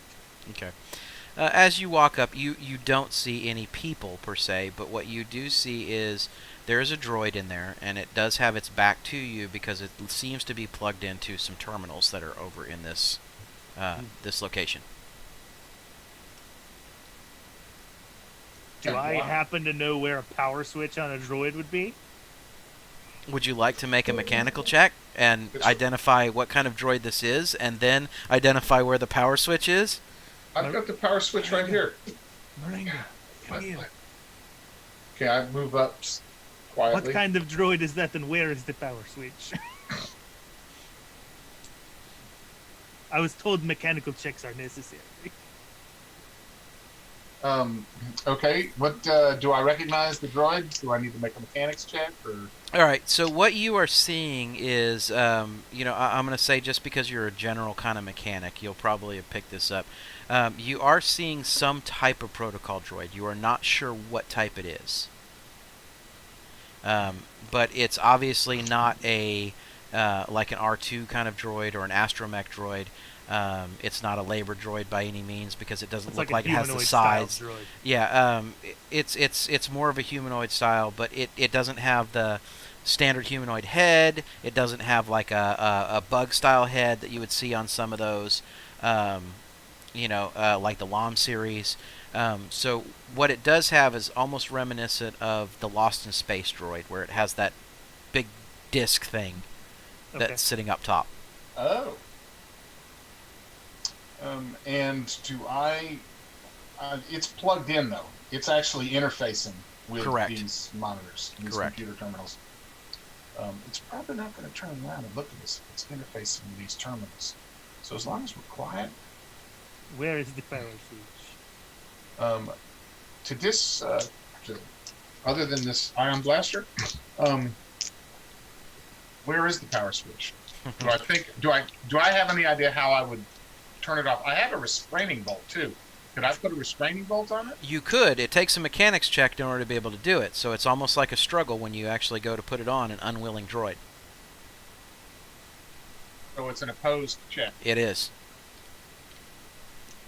Now, from a power perspective, these types of droids are not intended to be shut off. They are intended to be told and commanded, go in standby mode, things like that. So there is not an active or available power switch that you are aware of. Gotcha. And I'm thinking if Now, granted, you're not shut it familiar off- with this model. It's just some sort of protocol droid. But in general, that's the architecture of a protocol droid. I'm also thinking if we engage this thing, it's going to send off alarms somewhere. I agree. So I why think don't this you- is where we back up and just watch the feed for a day or two. But we've already every day we spend here is more difficult, and so I'm thinking we need to get in and get out. Let's see what we can get in this side. I want to check some of the crates. You keep an eye on the droid. Here's my Okay. ion blaster. I don't need it. Oh, okay, I've got a blaster rifle with a stun setting. I'm fine. okay. I'm gonna check out a few more of these crates. All right. Fair enough. So I'm just going to say that as you go through a few of those crates, what you are noticing is it's very consistent throughout this warehouse that it is a lot of food stores, a lot of food stuffs, not just meat, but a lot of dry goods. There's a lot of personal items, just like with what's going on with COVID right now, toilet paper and paper towels. Right. That's where all the toilet paper's been going. Right. The They're Empire. smuggling it off the world. The Black Sun bought every single roll that they possibly could in order to be able to outlast the virus. They bought all the good toilet paper. Now all you have is that one ply. Anyway. John Wayne toilet paper. John Wayne toilet paper. But anyway, so you're doing that, and you're noticing it's very, very consistent. But and that's across like the lowest rack level. Are you going to want to try and check any of these other rack levels or anything else, or Oh, yeah, absolutely. okay? So So if I'm going to check some of the other rack levels, and we haven't checked them, I'm going to go back to the other side and climb up and check. And that's fair. And as you start to climb up to the other side, now you're starting to see more like replacement parts. You're not talking military type of parts, but you're talking, general like replacement parts like coolers and uh, what are they called? The energy converters and stuff like that that you would see for speeders and other equipment, right? So maintenance type of equipment. And anything that I find that I think I could turn into a bomb quickly, I'm putting in my pocket. Well, there's a whole lot, so I'm sure that your pockets are pretty full by the time this is all said and done. And you're very loud when you walk. Now, I understand Moringa likes cargo pockets or cargo pants, but I have a vest. there does come a point when those pockets become full. I understand. And I'm going to climb up to the top rack. All right. And as you get up to the top rack, you actually begin to see more large-scale equipment. So with that, you'll see that there are components for air speeders. So you would see like a wing assembly for an air speeder. You would see like maybe a cockpit as a sectioned off piece. But this is just kind of representative of what you would end up seeing. You are not seeing anything from a weapons capacity, and you are not seeing anything from a tactical kind of equipment type of capacity at this point. I'm going to place any energy converter that I think I can hit with a blaster pistol and cause an explosion. And I'd like to have one that I could cause an ionic explosion and one that I could cause just a regular old explosion. All right. So If we're that makes we're sense. kind of jumping back into a space where I could understand from an energy perspective one that would create a general explosion.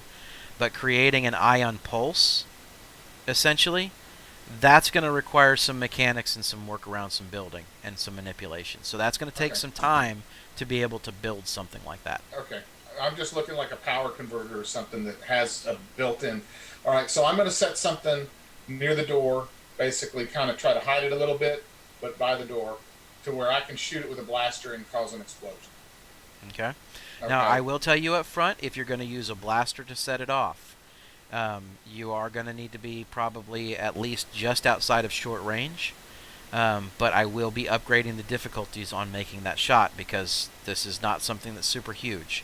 These are little power converters that are Fair enough. rather small. Okay? Fair enough. It's like trying to make a called shot. Gotcha. Okay? Okay. And so now I'm going to go into the other part of the warehouse and climb and start doing the same thing. Well, let's kind of split screen back over here for a second. Okay. You've been exploring for a little while. Let's Fair enough. drop back over to AA Ron. So, what is AA Ron doing outside of this office? That's a great question. And if you say pocket pool, we're ending the stream. I don't know. Just I want to get close to the window to see if I can see what the droid is looking at. Okay. If there are any observational screens or anything. All right. I would like for you to go ahead and give me a stealth check as you get closer and closer Yep. to this. Yep, that's a bad idea, but yep. Or I will give you an opportunity for skullduggery because you're just kind of trying to not necessarily be stealthy, but more of a hidden kind of routine. What's the difficulty? All right. Which approach are you going to take? Are you actually going to actively sneak, or are you just going to try and, I think I would be more into skullduggery. The check itself is not changed one way or the other. And what I mean by that is kind of like, you're using some crates or something like that, almost Yeah. like camouflage. Okay? Yeah. Okay. So in doing so, let's see. You are going to be an opposed to him. So I would like for you to do a 1 red, 1 purple. I'm gonna go ahead and use a destiny point to upgrade. All right. Fair enough. I will not be upgrading back. Failed. Failed. No threats, no advantage, just total wash. All right.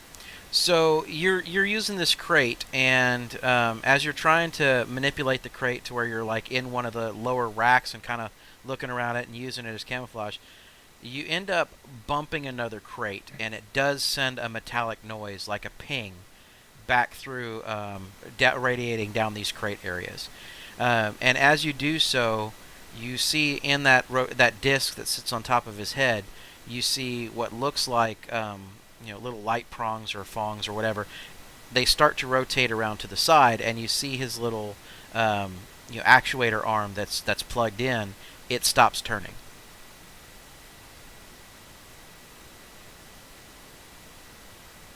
I duck. What would you like to do? I duck. All right. So you're going to duck down, and ultimately, the last thing that you see before you duck down is you see some of the monitors that are right there on the wall. They instantly kind of pop up, almost like in a hollow projection, and you recognize it very, very quickly. It's that front camera feed, and the camera feed is feeding back and forth, and there's nothing there. So after a few minutes,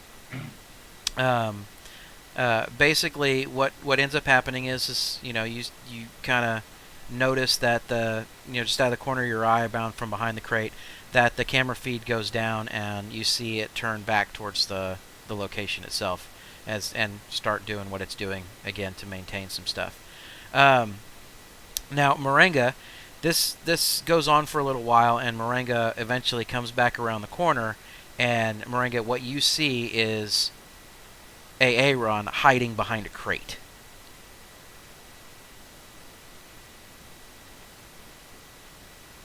It looks okay to me now. Yeah, it looks fine now. All right, I kind of move toward him. I get out from behind the crate and move around that side. See, I don't know if we will find anything today. We may have to wait to see if they uncover it themselves.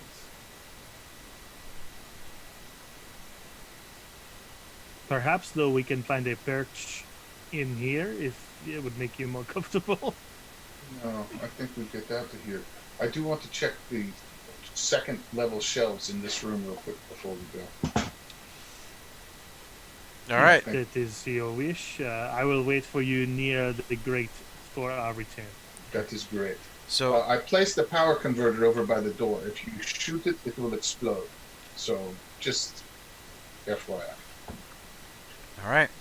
So you start kind of crawling around on this second level shelf, and let me see what is going to happen. Please give me a stealth roll, please. Or what is your stealth? My stealth is 5. My stealth is 2. Your stealth is 2. Is that 2 ranks, or is that what's your 2 and ranks, agility? and I have 3 agility. Okay. So it'd be 2 yellow, 1 green.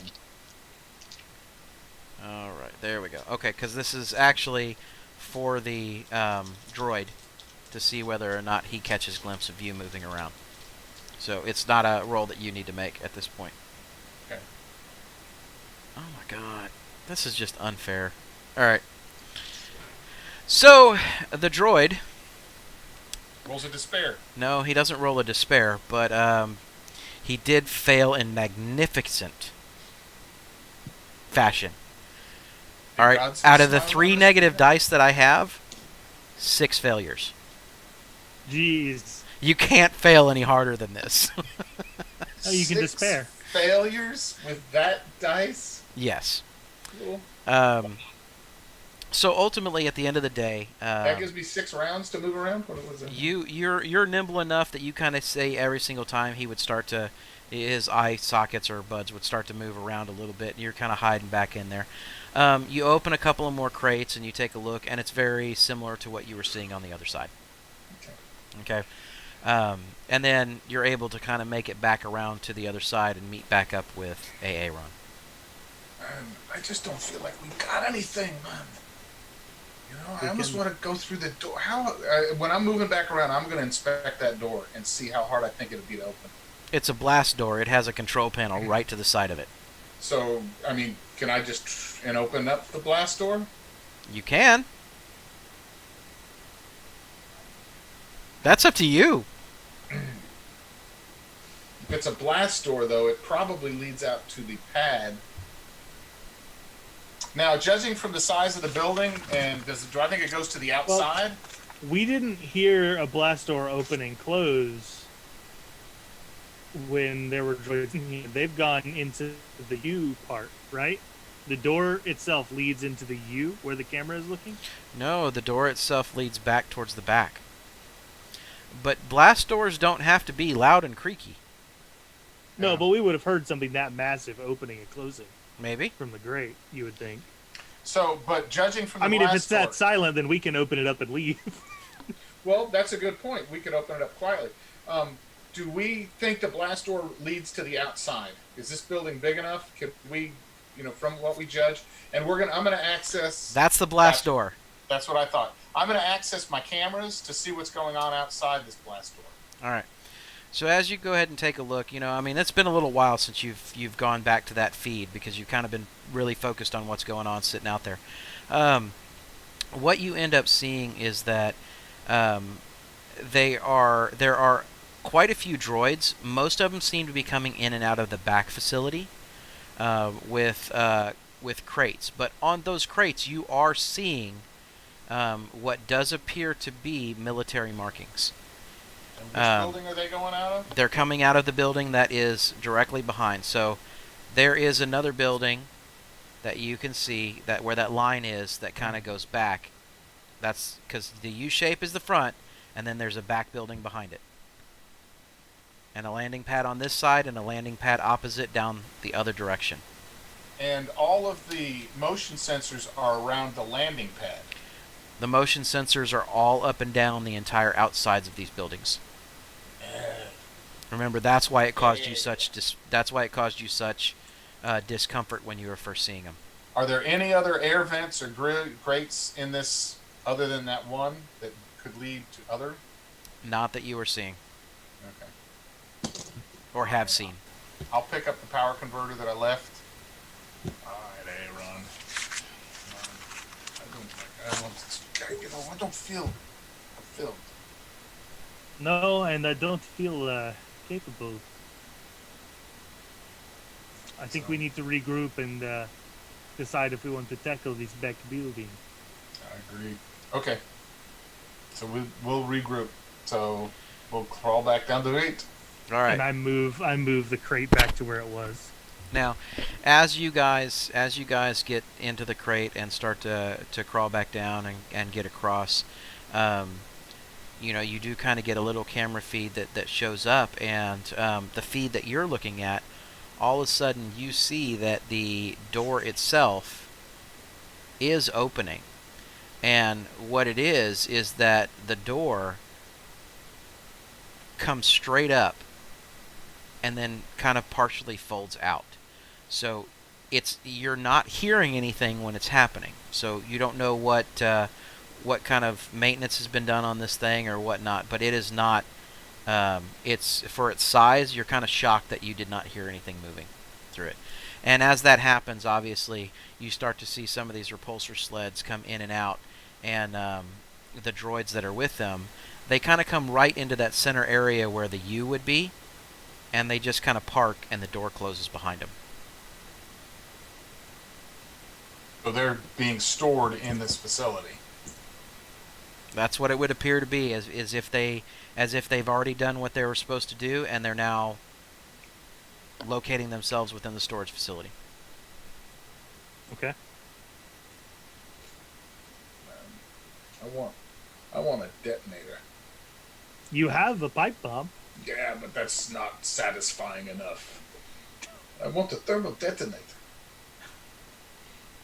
Everybody wants a big bang stick. I do. All right, so what are we doing at this point? You guys We have go crawled back. back over. Yeah, we're going back in, and we're kind of.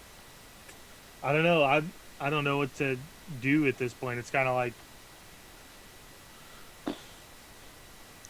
It's kind of one of those choices. Do you take action, or do you just kind of be sly and sneaky? I feel like taking mean- action, but our odds are getting greater and greater. And how many more triumphs do we have? I mean, taking action is not Aaron's strong. I have zero combat. If we can't get in and out stealthy, I'm kind of not part of it. Like Uh, Aaron is only he's all talk and perception. That's all he is. all right.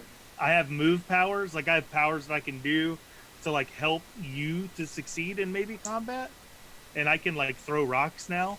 But other than that, I'm kind of like pretty much useless when it comes to like action sequences. And I don't want them. We've got eyes here, and if they find out we got eyes here because we make a big mess, Right. then they'll remove our eyes. But if we just leave the eyes here and go back to the rebel base and see maybe what they think we should do, maybe they can even equip us with some tools to use. Then I think it's very simple. The eyes have it, and I'm going to remove one of the cameras, Okay. the one that's least effective, and All right. So you're kind of what I would say is the least rivet effective camera. one would be the one that would look like a rivet at this Yep. point, okay. because the other one kind of gives you multiple vantage points as you go through. Yep. All right. All right. So let's And then remove we'll that, wait. and we'll make our way back to our car and go back. We'll wait till dark, I guess, for the most opportune time, and we'll just lay low. head that kilometer out and go find where you had parked Yep. that vehicle down those pipes, and then head back out from there. All right, and we're just going to say for expedience sake, because we're actually coming up on the end of stream time, that you guys are successful in doing so. There aren't any real issues. You didn't spend any additional time there in the facilities. You have acquired a pit droid, apparently. Rick, I will leave it to your discretion. You have some flammable substances with the grease. Those few small containers and a couple of power converters and things along those lines. So I'll say that you have acceptable mats or materials that if you would like to fashion some like napalms or some small explosive grenade style detonators, that you probably have enough materials to make about 2 or 3 of them. Okay. Okay. Now, those, of course, will require some mechanics checks and some time, but we can slip into a narrative space when we do that. Okay? Sounds good. So, with that, guys, we're going to wrap the stream up with our heroes heading back towards, and I call them heroes, but they are heading back towards the Rebel base and cell location that's down in Coruscant proper and in the subterranean levels. And with that, we're going to call it a night. I appreciate it, Sounds good. and keep on adventuring. Keep on adventure.